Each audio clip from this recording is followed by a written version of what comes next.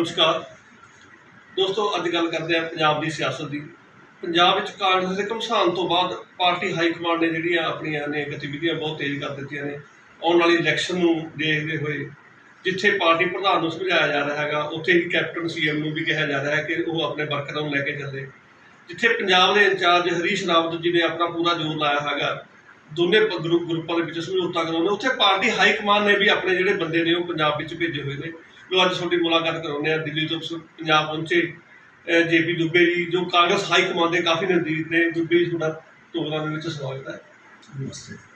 तो आज दुबे जी से बात करेंगे। दुबे जी, जो पंजाब में कांटो क्लेश चल रहा है कांग्रेस का, सिद्धू को प्रधान बनाना और कांग्रेस में कांटो क्लेश छेड़ना, इसको कैसे देख रही है हाईकमान? बार बार पंजाब प्रधान, बार बार CM को दिल्ली जाना पड़ रहा है, तो पंजाब के काम नहीं हो रहे। पंजाब के लोगों का पूरा ध्यान है कि क्या हो रहा है, इसको कैसे देख रहे हो आप?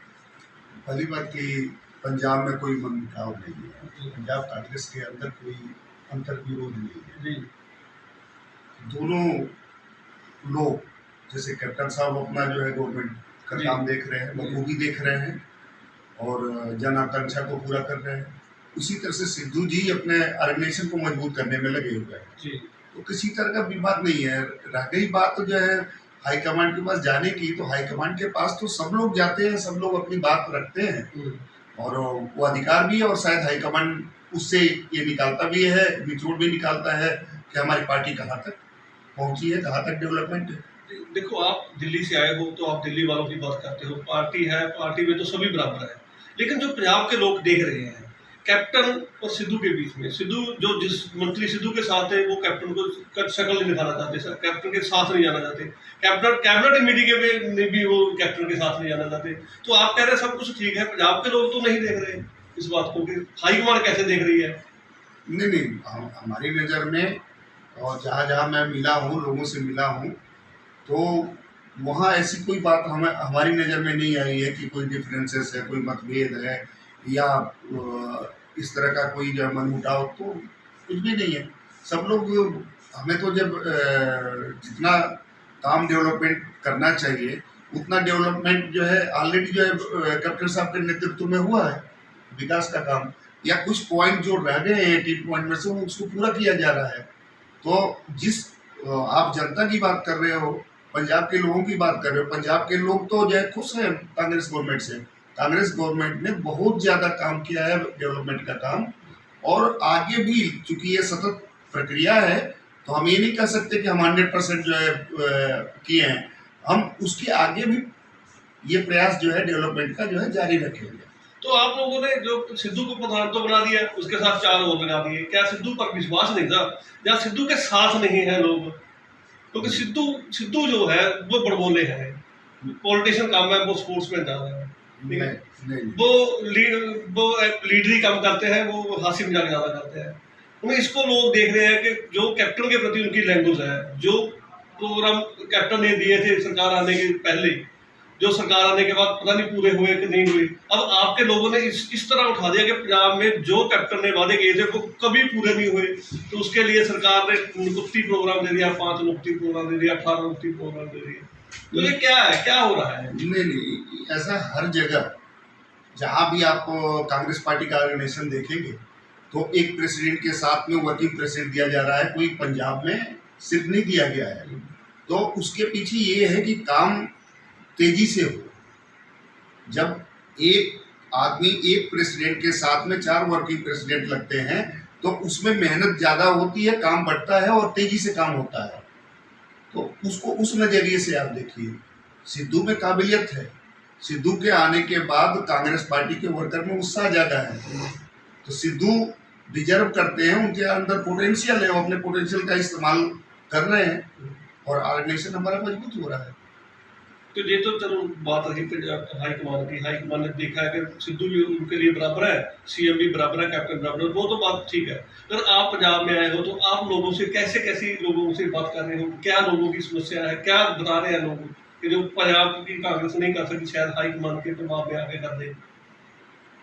ऐसा है कि जो हमारे टूर होते हैं, जहाँ भी मैं जाता हूँ, तो मैं चूंकि एक लंबे समय से 30-35 साल से मैं आ रहा हूँ पंजाब में, तो वर्कर के अंदर जो है मेरे लिए प्यार है।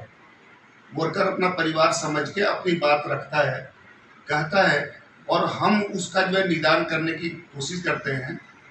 और अगर कोई ज़रूरी हुआ किसी तरह का जो सजेशन, जिससे जो है हमारा जो है पार्टी का और विकास हो, तो उस सजेशन को हम आगे पहुंचाते हैं। ये हमारा काम है। तो हमारा काम, मैं भी वर्कर हूँ और वर्कर जो है अपने परिवार का एक सदस्य जानता है जहाँ भी मैं जाता हूँ, तो इसलिए वो अपनी बात खुल के करता है और हम उसमें से जो है जो कुछ भी होता है, जो समझ में आता है वर्कर का सजेशन, वो हम आगे तक पहुँचाते हैं।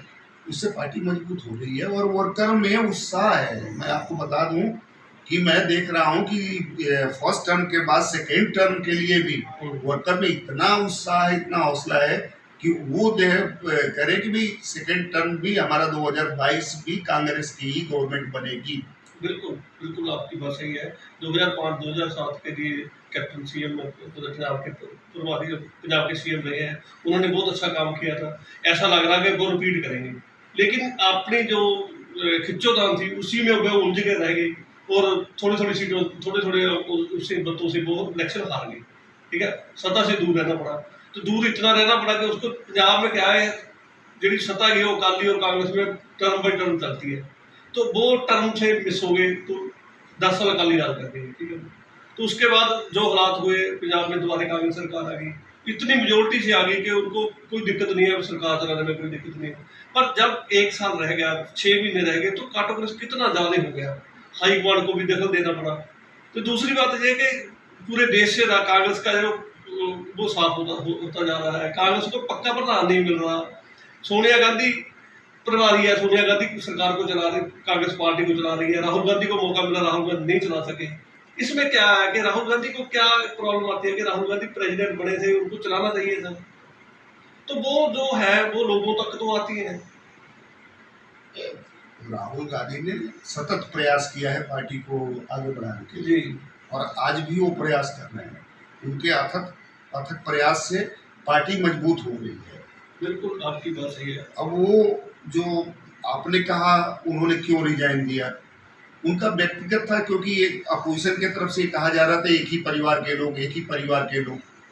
अरे भाई, राहुल जी अपने काम से आगे बढ़ना चाहते हैं, हाँ, और वही बीजेपी है जो मिथ्या आरोप लगाती है, जिसके आरोप में कोई दम नहीं है। यही बीजेपी है जो पीछे 2014 तक जो है ये आरोप लगाया करती कि महंगाई जो है की मार गिर रही है, पेट्रोल का दाम जो है बढ़ रहा है, गैस का दाम बढ़ रहा है, जबकि 410 रुपये गैस था, आज 825 रुपये जो है गैस का दाम 900 तक पहुंच गया है। आज वो बीजेपी कुछ नहीं बोल रही है। आज बीजेपी के लोग उस समय जो है डॉलर का गिरने से मनमोहन सिंह की उम्र का जो है वो करते थे। आज हम जिस स्तर पे बीजेपी उस समय विरोध करती थी, वो स्तर जायज नहीं है। आज हम लोग नहीं चूड़ियां बेच रहे हैं बीजेपी वालों को, आज वो सारी कमी जो है बीजेपी के अंदर है। आज जो है महंगाई देखिए, बेरोजगारी देखिए, या उन कंपनियों को देखिए जिन्हें बेच रहे हैं। वो 70 साल से हमारे जो है देश की संपत्ति है, और नवरत्न कंपनी वो हमेशा प्रॉफिट में रही है, नुकसान में नहीं रही है। उनको बेच रहे हैं। 70 साल में जो बचा के रखा, उस 7 साल में बेच दिया। लेकिन हमारे विरोध का स्तर उनकी तरह, बीजेपी वालों की तरह न्यूनतम यानी लो स्टैंडर्ड का नहीं हो सकता। हमने जनता के ऊपर छोड़ा है, जनता पे विश्वास है। जो आजकल के हालात हैं उसको देख के जनता खुद जवाब देगी। तो मोदी है तो मुमकिन है, महंगाई बढ़ेगी, बेरोजगारी बढ़ेगी। हाँ, ये जो अच्छे दिन का जो सब्जबाग उन्होंने दिखाया था, वो जनता समझ चुकी है कि ये खाली सब्जबाग है। ये जुमले के अलावा कुछ भी देने वाले नहीं है। इनके मुंह से जो निकलता है वो जुमला, और जो काम करते हैं वो सिर्फ जो है 2 लोगों के लिए करते हैं। 2 ही उद्योगपति इन्हें नजर आते हैं पूरे देश में, और 2 की इनकम देखिए। देश का आर्थिक हालात इतना डवाडोल है, बेरोजगारी इतना है, हमारा आपका जो है जनता का जनता के पास जो है बड़ा मेहनत से बड़ा जो है कष्ट उठा के वो दो रोटी खा रही है। और इन लोगों के, इनके दो, मोदी जी के दो अरबों खरबों में खेल रहे मोदी जी के दो हैं। इनकी, हाँ मैं उन्हीं की बात कर रहा हूँ। इनकी संपत्ति का देखिए, इनकी संपत्ति का वो तगड़ा इजाफा हुआ है। अभी पीछे जो है वो आया था, पीछे सर्वे में दिखाया गया था, इनकी संपत्ति कितनी बढ़ गई। आम जनता की संपत्ति तो नहीं बढ़ी। आम जनता तो दुखी है। आम जनता तो महंगाई से जो किसी जो 2 वक्त की रोटी आराम से खाती थी 2014 के टाइम की हालत और आज के हालत में जो है हर आदमी कंपेयर कर सकता है। तो एक मतलब विरोधी करने का नाम था संसद विरोधी के तबाह का चली जाती है। संसद आवाज ही नहीं सुनता, अपने कानून पास कर देते नहीं, खेती कानून पास करते हैं, विरोधी तो आवाज नहीं उठा सका, रोना पै रहा है, कुछ नहीं हो रहा। किसान 7 महीने 8 महीने तो सड़कों पे, 9 महीने हो गए तकरीबन सड़कों पे बैठे। देखिए बीजेपी हिटलर शाही के युग में हिटलर शाही का रुख अपनाती है। किसान आंदोलन जो चल रहा है और 3 बिल जो बीजेपी ने संसद में पास किया, वो सबने देखा टीवी पे, इन्होंने कैसे पास किया, इनके पास करने का तरीका क्या था। और इतनी जल्दीबाजी थी, इतनी जल्दीबाजी कि इन्होंने जो है तुरंत जो है राष्ट्रपति महोदय से मुहर में लगवा लिया। बिल तो इनका पास हो गया। कहते हैं कि किसान बिल है, किसान के हित के लिए बिल है। वो बिल किसान विरोध में बैठा हुआ है 9 महीने कुछ दिन हो गया। 9 महीना कुछ दिन से कि आज जो है 9 महीने से ऊपर हो गया। किसान जो है आंदोलन कर रहा है, किसान जो है उसके बिल के खिलाफ में है। तो वो बिल जो बीजेपी गवर्नमेंट लाई है वो किसान के हितैषी कैसे हो सकती है जब किसान ही विरोध कर रहे हैं। ये बात बिल्कुल सही है कि वो किसान टैक्सी नहीं है। पर जब बिल पास हुआ तभी तो सारी राजनीतिक पार्टियां मौजूद थी मैंने, ठीक है, तब तक तो बिल था, जब पास हो गया तो वो काला हो गया। नहीं, ऐसा नहीं है। देखिए विपक्षी पार्टियों ने पुरजोर विरोध किया बिल का। इनका लोकसभा में बहुमत से ज़्यादा है, सबको मालूम है, स्पष्ट बहुमत है इनका। लोकसभा में विरोध करने के बाद भी इन्होंने पास कर लिया, राज्यसभा में भी पास करा लिया जो है लगभग तरीका अपना के। जब बिल पास हुआ है तो पार्टियों ने, विपक्षी पार्टियों ने विरोध किया है उसका। आज की हालात है, पहले दिन से आपको मालूम है, पंजाब में हैं हम लोग, बैठे बात कर रहे हैं पंजाब में सबसे पहले राहुल जी आए।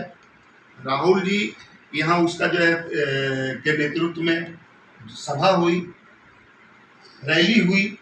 उस रैली में जो है विरोध किया गया कि हम 3 बिल को नहीं मानते हैं, 3 काला कानून बैक हो। तो ट्रैक्टर यात्रा निकाली, हाँ ट्रैक्टर यात्रा भी निकाली थी, आपको मालूम है।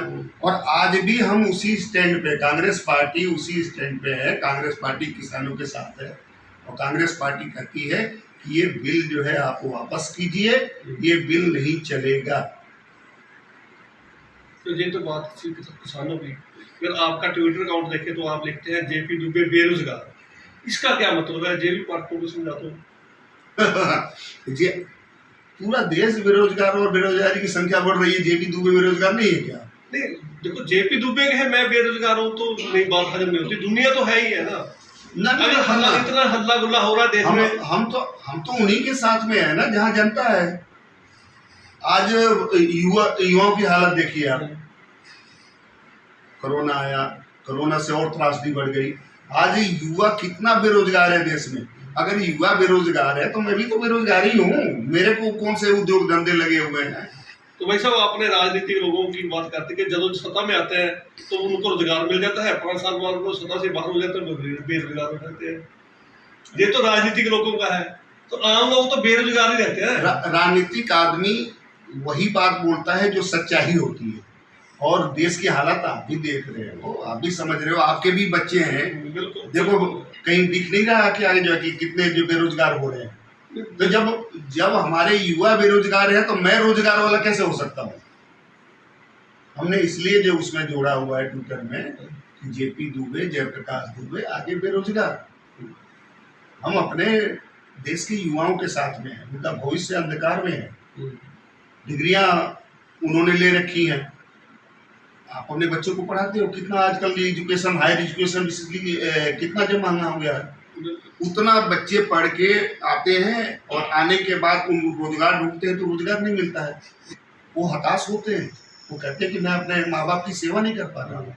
ऐसी हालात में अगर वो बेरोजगार है तो मैं बेरोजगार क्यों नहीं लिखूँ। तो ये सीगे जी जेपी दुबे जी, जो party high command, Congress party high command ਦੇ ਚਹੇਤੇ ਨੇ ਤੇ ਇਹ ਪੰਜਾਬ ਦੇ ਹਾਲਾਤਾਂ ਨੂੰ ਜਾਇਜ਼ਾ ਲੈਣ ਆਏ ਨੇ ਤੇ ਇਹਨਾਂ ਨਾਲ ਗੱਲਬਾਤ ਕੀਤੀ। ਅਸੀਂ ਤੁਹਾਡਾ ਬਹੁਤ ਬਹੁਤ ਧੰਨਵਾਦ ਦੁਬੇ ਸਾਹਿਬ, ਤੁਸੀਂ ਸਾਡੇ ਨਾਲ ਗੱਲ ਕੀਤੀ। बहुत बहुत धन्यवाद।